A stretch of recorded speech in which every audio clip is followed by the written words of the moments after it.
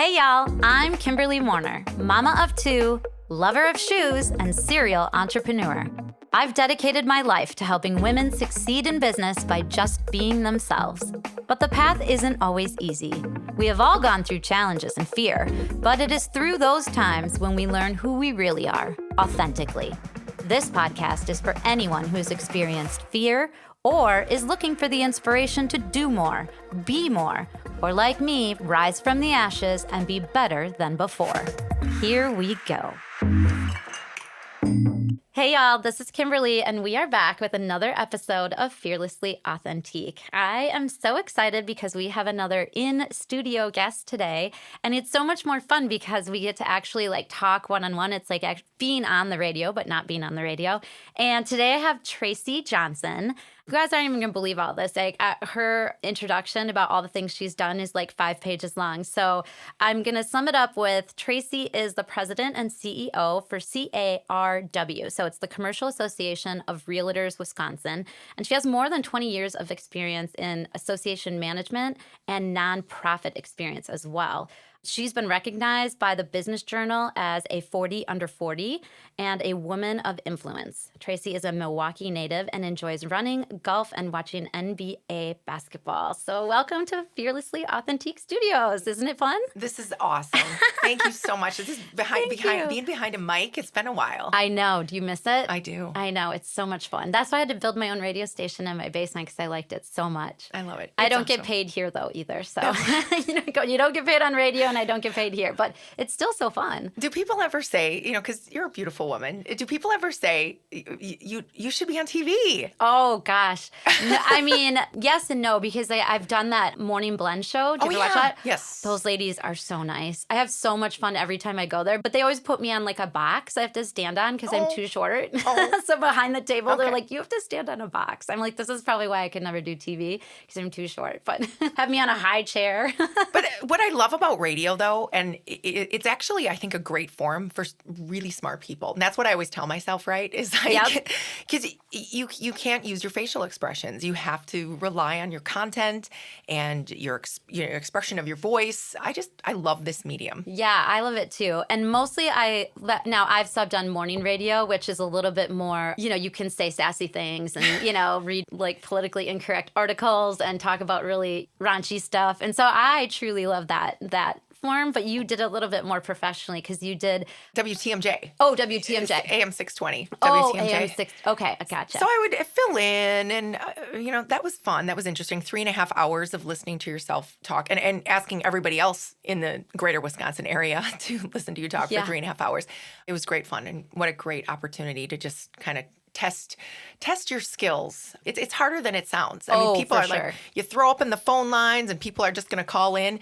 There is a skill to that. And, and they have some really talented people who can really make it happen over there. And that's a totally different skill than what I learned to do. And that is, and shockingly, very few people can do it, but it's to read live. So I would have to read the news, live at that moment. And so that would pull up on the screen. You just read it. Now, you maybe have never seen it before, read it before. So you have to be able to read without stumbling and without mispronouncing a word. And when I would do sports, sometimes I would have to read about Giannis Antetokounmpo. I don't even know how to say it. Antetokounmpo. Oh, look at you go. Every time I would do it, Tom would make fun of me, and he'd be like, close, but not close enough. Just call him Giannis. He's like one of those people now, you can just call him Giannis. Everybody knows who you're talking about. But I remember looking at that name going, and I started to have heart palpitations. I'm like, oh my, I had to go ask the sports guy, Pete. I'm like, how do I pronounce this guy's last name? And he was trying to write it phonetically so I didn't sound like an idiot. So that's the only thing that it gets a little hard is that you don't want to sound like an idiot. But I did realize when you were saying listening to yourself for 3.5 hours, I might do that to my kids next time I want to punish them. I might make them come in here and listen to me talk on radio for 3.5 hours, just 3.5 hours of me talking at them. That might be one of the best punishments I could come up with. They might learn something though. Yeah, that's true. That's true. They might. Good idea. All right. We've already been talking, y'all, for I don't even know, 30 minutes or something. She is just, if you could see her, she's so beautiful and she's like perfect, put together, blonde, gorgeous, tall, thin. I'm just like, she came in, I was like, wow, you're taller than I thought you were, and I saw like a TMJ4 little clip about how you love to run and you have a 7-year non-broken streak of running every single day. And so we were talking about that before. And we both have the love of running, although I haven't been doing it for 7 years, and you've been doing it every day for 7 years. So I got to get back on the train so we can like go do a run together. Maybe that would be fun. Yeah, well, but you don't have to freak out about running every single day. I mean, I've been running since I was 16, but my streak right now is 7 years. That's so crazy. That's cool though. I like that. I think you were saying before too that you run shorter distances every day, so you can do it every day because it's such a release for you. It's the quality over quantity, and I guess you can look at that in a number of different ways. But longer distance, it was gonna have wear and tear. So well, and you're pretty busy, so it takes a lot of time. Yeah, right? To run 6+ miles is definitely more than an hour a lot of times for me. So you're the president and CEO of the Commercial Association of Realtors Wisconsin. Okay, tell us about the organization and like what you do for work. And I understand real estate and I understand commercial versus residential. But so what's an everyday, like, what is it like for you every day? Like, what's an average day, or if there even is an average day for you? Yeah, just like so many professions, there's so many jobs. There's no average day, right? So I work for an association. So we have members from all over the state, and they're all licensed realtors, and they practice in the commercial space. So they represent office, retail, industrial land for sale or for lease. And so they work with the companies that are leasing or looking to purchase. They work with individuals and the organizations. We do a lot of work with government, local, state, and federal entities too, on ordinances, zoning, regulations, funding. Recently, we've been involved with the state budget, working on funding for I-94 East-West expansion. Just recently working with the city of Milwaukee on some of the Milwaukee Tool incentives. So, it spans the gamut. So we get involved in everything because real estate is all around us. Think about it in your own life. It's everywhere. It's not just infrastructure, like the transport and the roads that get you from point A to point B. We also get involved in issues of transit. We get involved in issues related to taxes. So we do a lot on the advocacy side, and we kind of get our fingers in a lot of different things. But at the end of the day, commercial real estate, while it's about the buildings and the offices and the shopping malls and things like that, it's really about the people. So I work with the people in the industry who make the things happen. And I love it. The people who work in commercial real estate are entrepreneurial. They come up with solutions to problems that people don't even know they have. They see the big picture. They're visionary.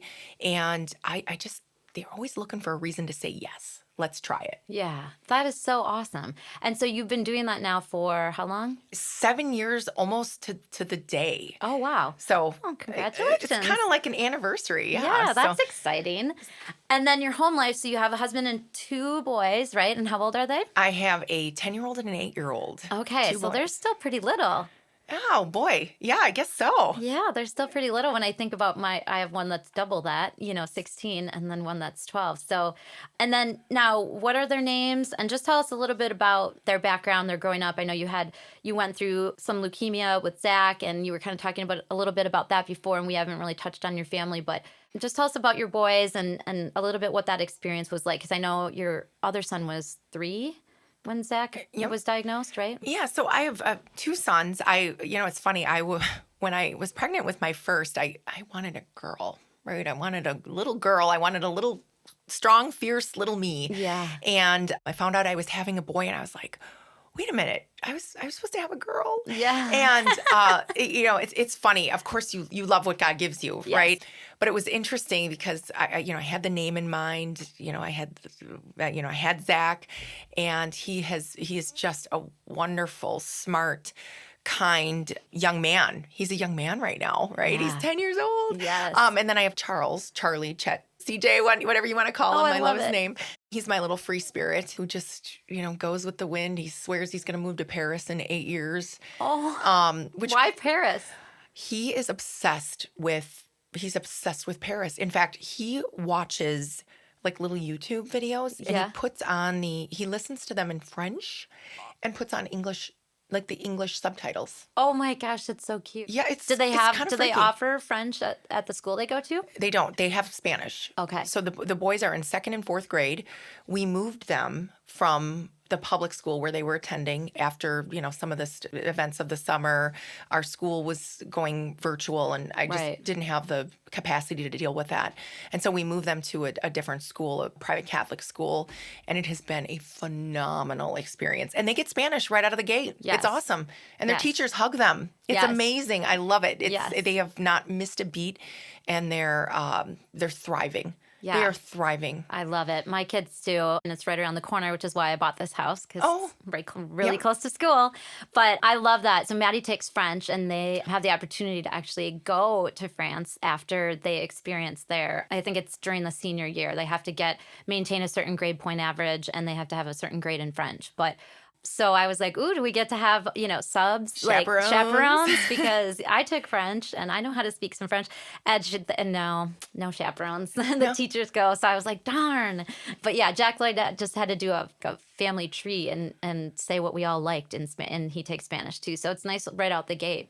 They had it too because he's been in Spanish since he was like 5 or something. Wow. So. And in Spanish and French, I took French in high school, but aren't they very, very similar language structure? Yeah, I'm not really sure how because I didn't take any Spanish at all. But they also offer I think it's Mandarin. Mandarin, yep. Yeah, isn't that cool? It is. And some of the schools now are doing sign language as a language. Oh, that's cool too. Which is interesting. So my mom is an interpreter for the deaf. Oh, you're kidding. So my grandma, my grandpa, they were deaf. And so my mom was brought up in a deaf household and learned sign language and turned that into her career. And she's, to this day, she's in her mid-70s and she still is able to work, in that capacity. Great. Yeah. That is so great. I was wanting to do that, actually. When I went to college, I was originally a music major, which we have that in common because you had a violin, right? Yep, violins. Okay, I was a singer. And so I loved it until I went to the music theory class. And then it was like, listen to these notes and write them down or, chart them out or whatever. And I was like, what? I'm supposed to know what note that is just by you playing it? I was like, all right, major change. I was like, this is not, no, I can't. What kind of job am I going to get, I had fun with it for a little bit. And then I was thinking of wanting to be an interpreter and work with kids. And I know there's a lot of teachers that have to work and know sign languages. And not only for deaf kids, but for kids that are nonverbal, which is a kind of a cool job now that you don't realize is in some of the schools. And in the end, I became a psychology major and communications. So I guess I am where I was supposed to be. But smart lady. They're both very useful degrees, very right? useful, yes.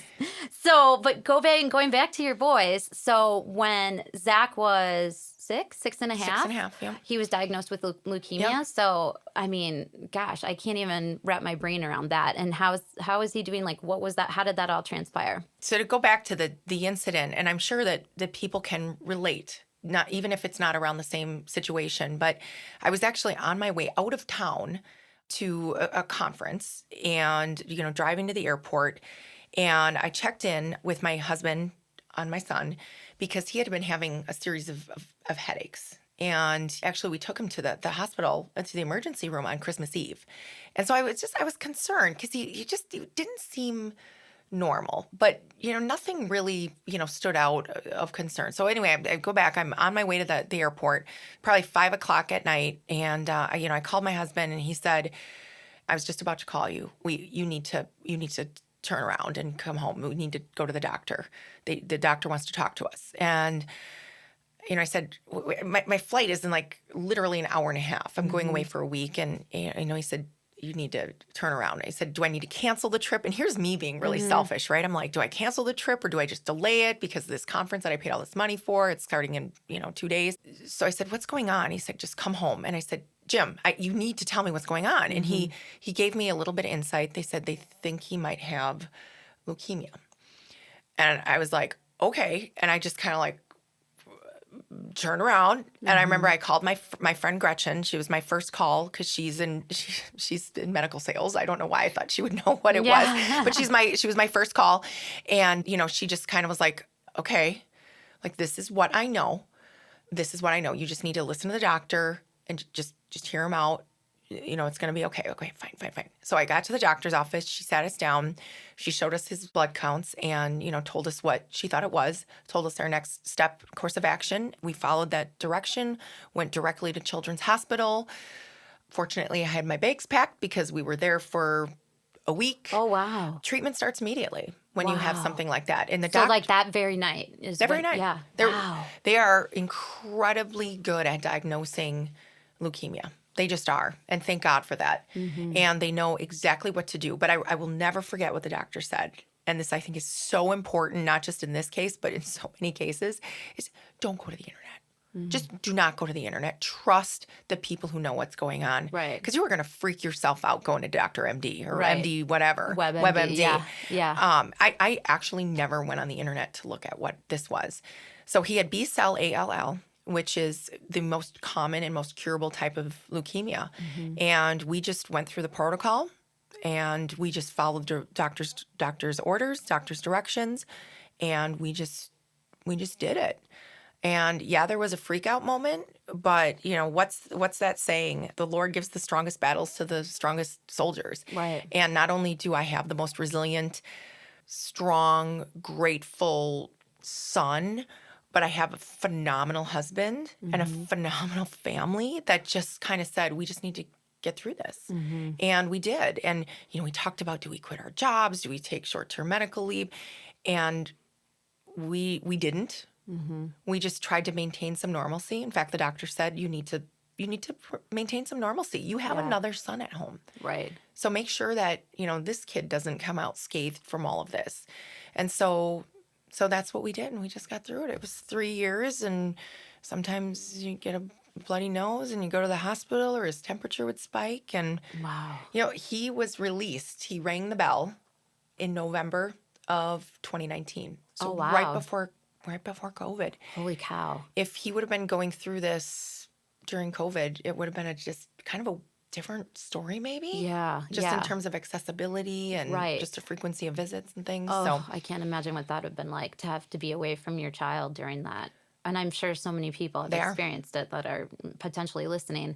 Yeah, COVID changed so many things. Obviously, we'll be talking about it forever. I'm just waiting until the day we don't have to see someone wearing a mask. It feels like it's never going to come. But I can't imagine how it changed. I mean, I know how it changed my business, just retail, obviously, because we had to be closed. And then the other things that had ensued over the summer, riots and all of that. But how did that change your business in commercial real estate? Like, did COVID, did everything crash and halt and stop? I mean, because businesses were basically closed. I mean, I'm probably not building a whole lot of new restaurants, and I would imagine. So how did it affect commercial real estate?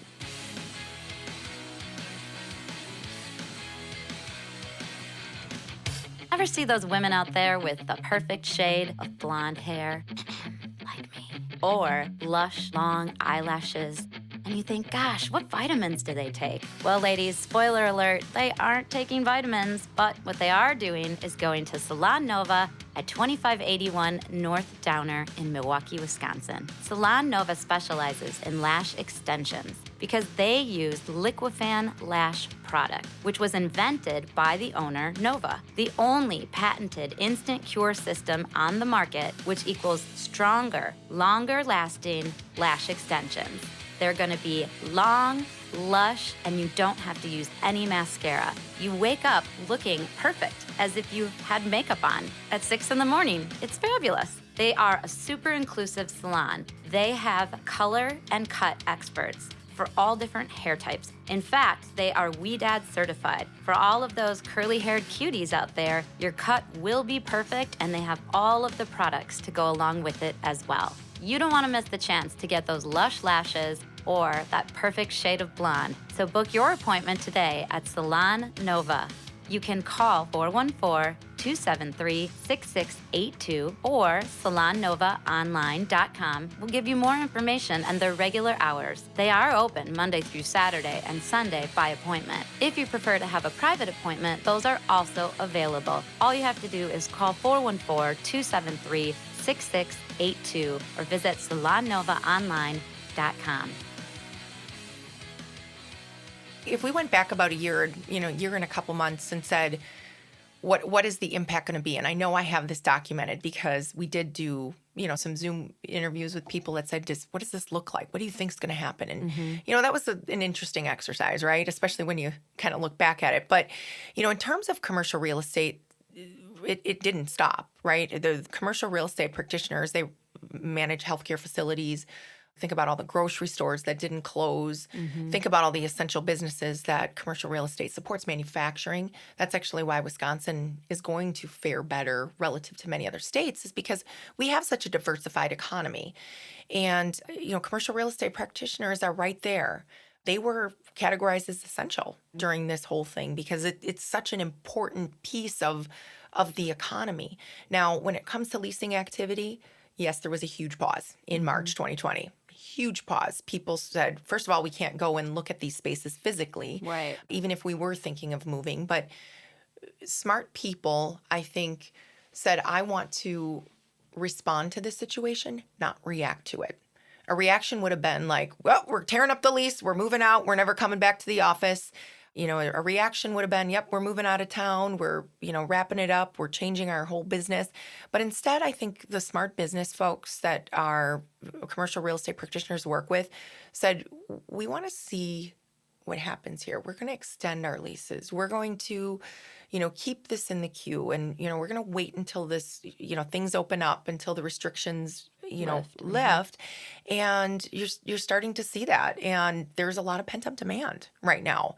Yeah. And so what's going to happen to the prices? There's a lot of cash on the sidelines. So there are a lot of people investing right now and looking to buy up property that may have been abandoned, that may have been negatively impacted. Right. I know in the beginning people were saying, oh, we're going to all retrofit our offices and we're going to change all the configurations and all that.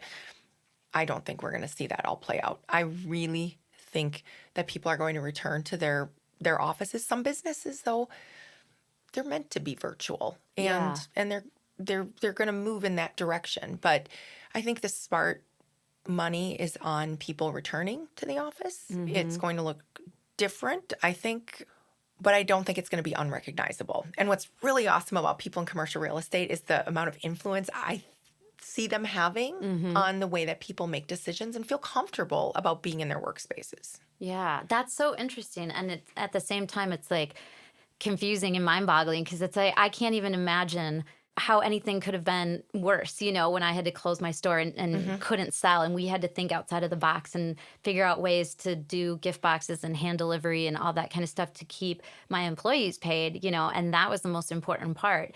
And I can't imagine having to have gone entirely virtual. But you're right, some businesses do actually operate. And I think a lot of people found that out, like just by default, because they're like, oh, I can work from home easily. This is great. And it probably was an adjustment for the different businesses, but people that never really worked from home always had to drive into the office, like HR people and stuff like that are always on the computer and doing stats and stuff.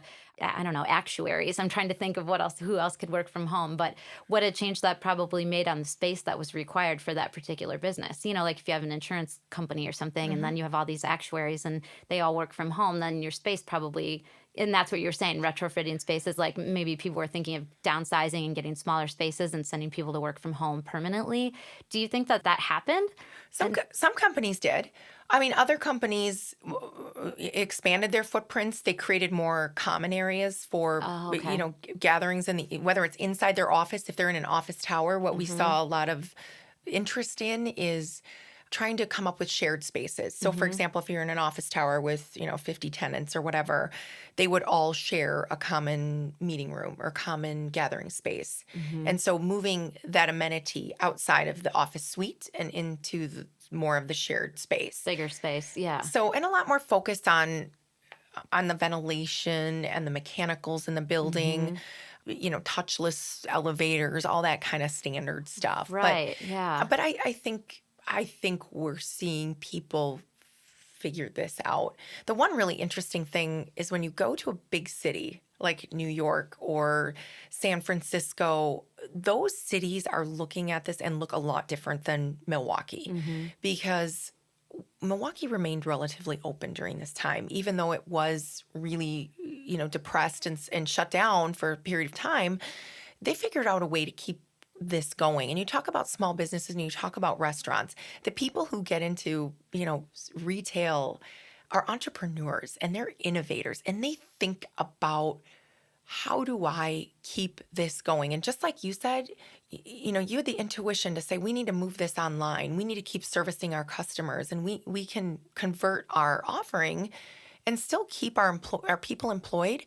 And I don't know what your top line expenses were at the end of the day, if you were able to kind of make that all work and justify, but you transform your businesses. That's what disruptions do, is they make you think differently. Yeah. Yeah. It's so powerful. It was such a learning experience for sure as a business person. And I mean, everyone got paid. I mean, I don't take a paycheck from the store, but everybody still remained on payroll, and we were still able to buy new products and offer new things. And we just sold it in a different way. We sold it in sets and COVID relief boxes, and, did some fun and interesting sales that we had never done before. So it was such a learning experience. I feel like I've grown a lot as a business person just having gone through it. So even though it sucked at the end of the day, I mean, it was like awful, it definitely was something that I wouldn't want to say never. I wouldn't want to go back and not have learned the things that I learned. I mean, I would love to go back and erase COVID and all of the people that died and all the horrible, things that we saw from it. But I definitely wouldn't want to erase the experience of what I learned going through it, day by day, and just figuring out. And we were just looking at last year's sales and going, okay, if we can at least even come flat to LY, that is a win, And we were, I think, up double digits through the whole pandemic, which is kind of crazy if you think about it. Well, but also think about where your business was going, or so many of these businesses were going before the pandemic. One of my favorite words around the pandemic was acceleration. And it accelerated so many trends and so many things that were already kind of in motion, right? You've got a brick and mortar store and you need people to come in and buy. But now you didn't have that opportunity. So you had to outbound market to them and communicate with them and create a relationship with them. And that is how you kept that going. I mean, it forces you to think differently. And you were probably going to go in that direction anyway, but this accelerated that process, or at least that's what I saw happen in a lot of these small businesses. And I look at the places that I shop too.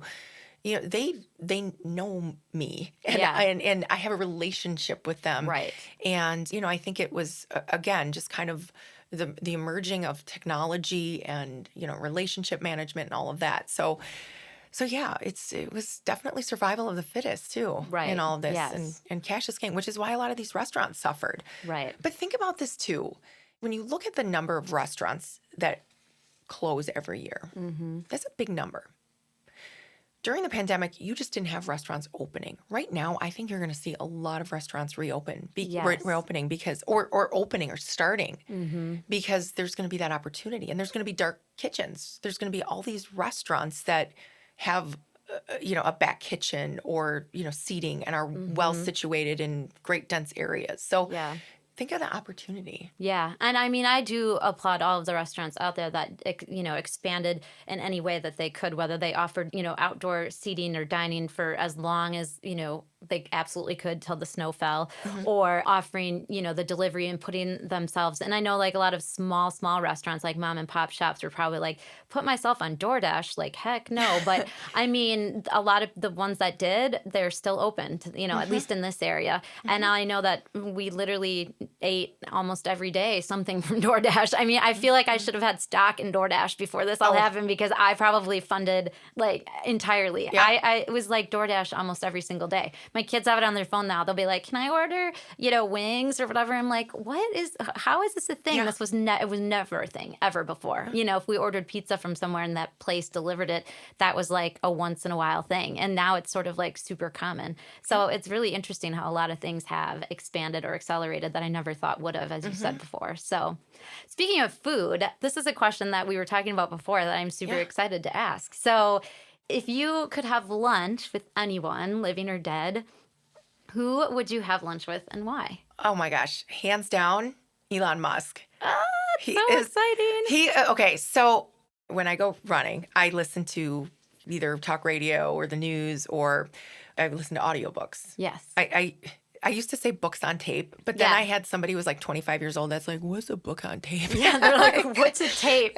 What's a rotary phone? I know all the things what's a map? All the things that they don't know.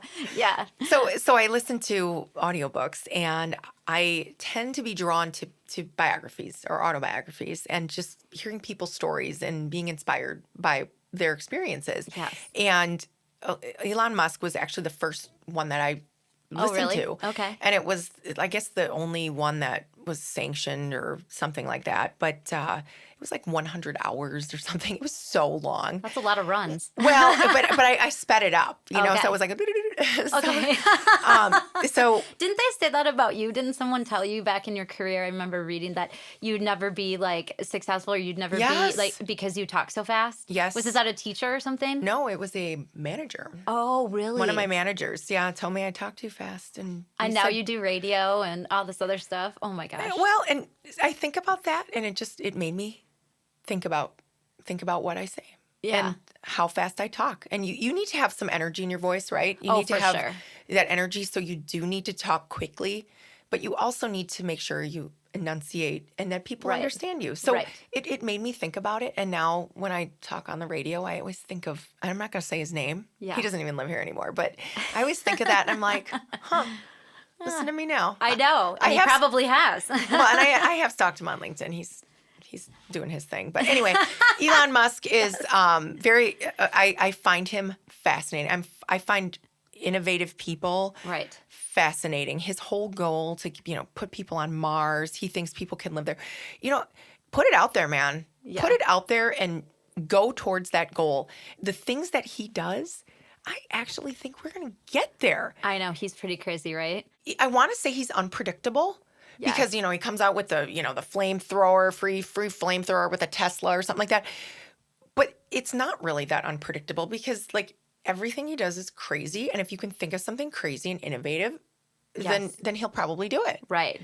And so I was telling you earlier, so my brother works for Tesla. He has for several years. It's awesome. So when he first started in California, he was managing like a sales, like a store, like a location. So just one location. So he was a manager. And so it was kind of in the LA area. And one of the first people that came in to buy a Tesla were Justin Timberlake and Jimmy Fallon. They came in together. Oh my God. And my brother got to take them for a test drive, no lie.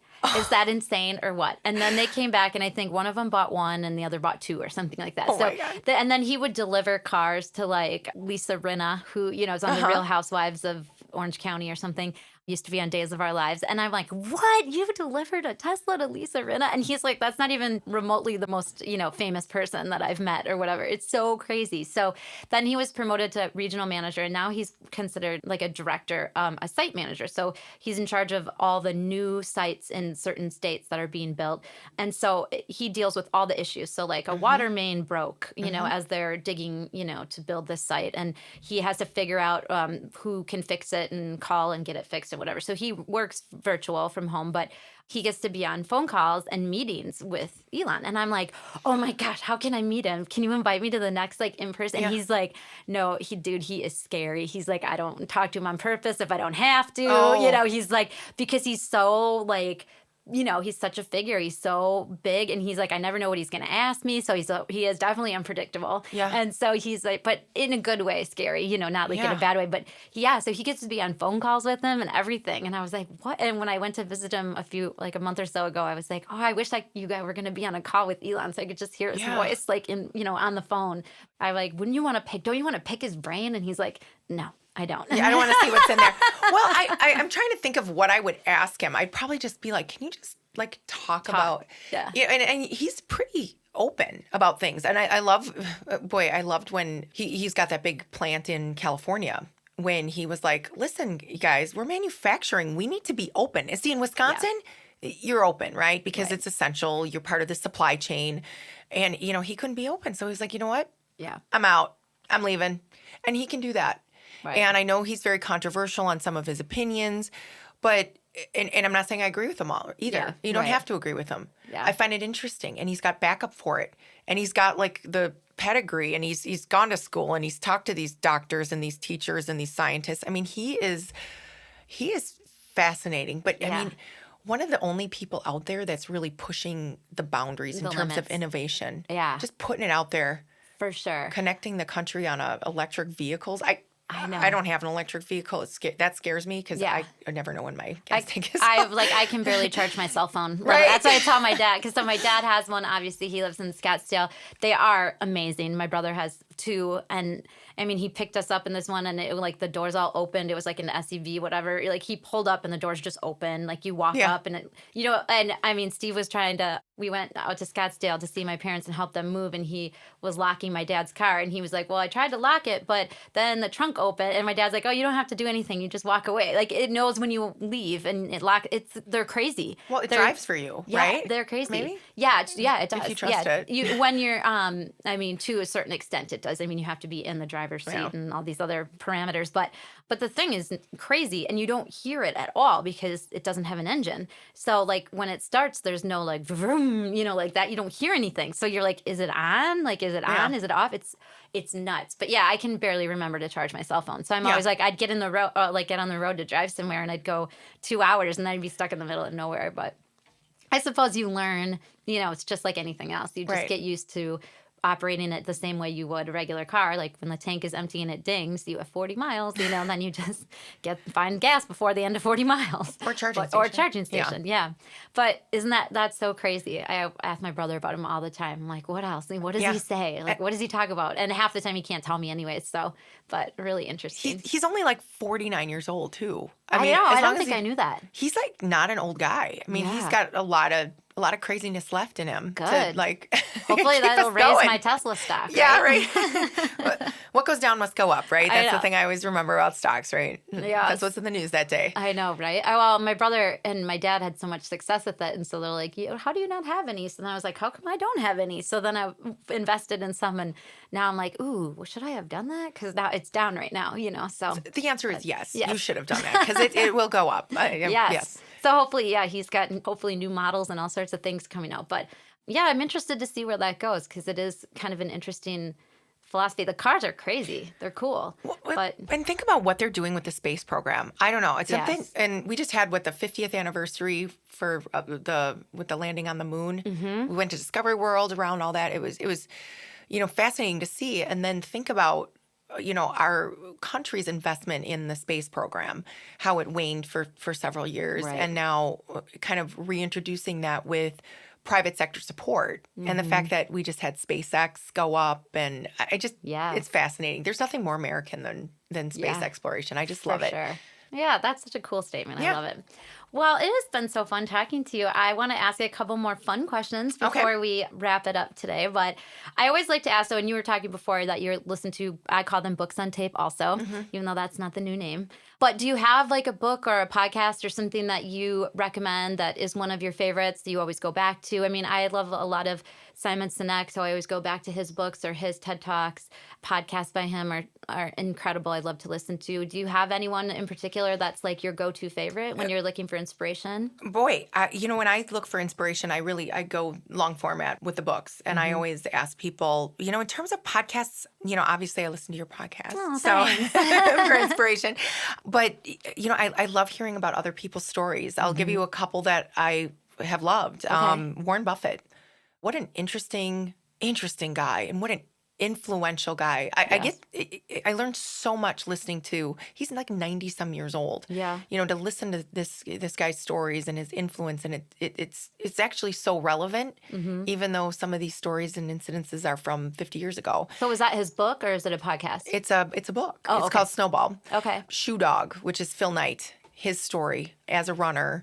And I don't use Nikes. I'm a Brooks girl. Oh, I always was too. But his story is phenomenal. It gives you so many insights on the world of sports, endorsements, and what that business is like. And just such an interesting and inspirational entrepreneur. And the one I'm reading now actually was a recommendation from Joe, from one of your friends, is Green Lights. It's the Matthew McConaughey. Oh, really? I would have never thought I'd be listening to a book by Matthew McConaughey. Does he read it himself? He does. He does. And he's got that accent. accent. Pretty good voice, yeah. He's a Texas boy, right? He's got a pretty good accent, But just looking for the opportunities and looking for green lights that say, that means proceed, and just look for the green lights, which I means love it. go, carry on. And if you see a red light or a yellow light, just know that the next light is going to be green, because that's the cycle, right? Is like, speaking to resilience and just continuing on. And that kind of thing speaks to me, because I think resilience is one of the qualities that people need to have to get through things. I mean, we talk about whether it's COVID, whether it's cancer, whether it's, job loss of a family member, any setback. You need to, keep going on, and then have the discipline to, stick to the script and stick to the plan that's going to get you to the next green light. Yeah. Yeah. Oh, I love that. That might be one that I start listening to today. That sounds really interesting. His voice is amazing. Yeah, right? And then you can, when you listen to his voice, and you kind of imagine his body with, like, maybe a little bit without clothes on, and then you're really running, right? Then you've gone from like a 6-minute mile or whatever you run 8-minute mile to a 6-minute mile. That's so funny. Well, I mean, we could probably sit here and talk all day for sure, except I'm sure you have like work that you need to do. So my last question to everyone always is, if you were Oprah and you had like a favorite things show and you were able to give anything, whether it's $2 or $20,000, whether it's something serious or something fun, whether it's something you use every single day, or something that you wish you had so you could give it to everyone because you covet it, whatever it is, what would it be? Do you want the fun answer, or do you want the practical answer? I mean, you can give them both if you want. Okay, I'm going to start with the practical answer, and the one that's more philosophical. I would make sure that I gave everyone an American flag. And I know that I like that one. I am, and I know I've said this a few times, but believing in your country and the beauty of our country, I think we need to be reminded, and we cannot be reminded enough, to be patriots and to love our country.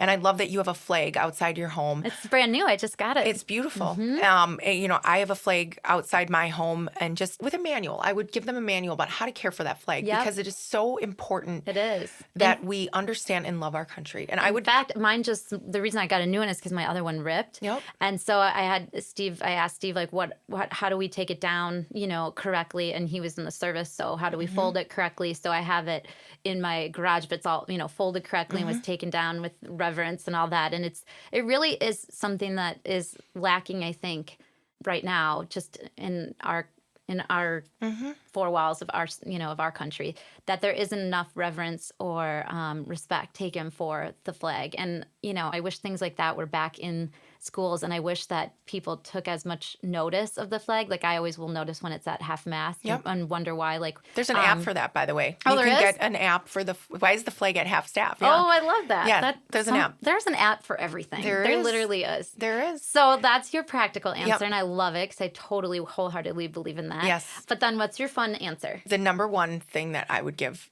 people on my Oprah show is a Louis Vuitton. Oh! Never full bag, a never full. Never full. I swear to God, I've had one for 12 years. Yeah. And I wear it every day, and I walk into a store, and everybody's like, I love your bag. I'm like, I love it too. It was a diaper bag. It's everything. A work bag. Yep. It is a travel bag. Yep. And you know what? And the reason I would say Louis Vuitton, and I know like it's Louis Vuitton, right? But it is so durable. It is so sturdy. I literally can put 100 pounds in here. You really can. I have one a as dog. well. I've carried my dog in there. I've put my dog in there. I've my computer, all books. You can fit so much in it.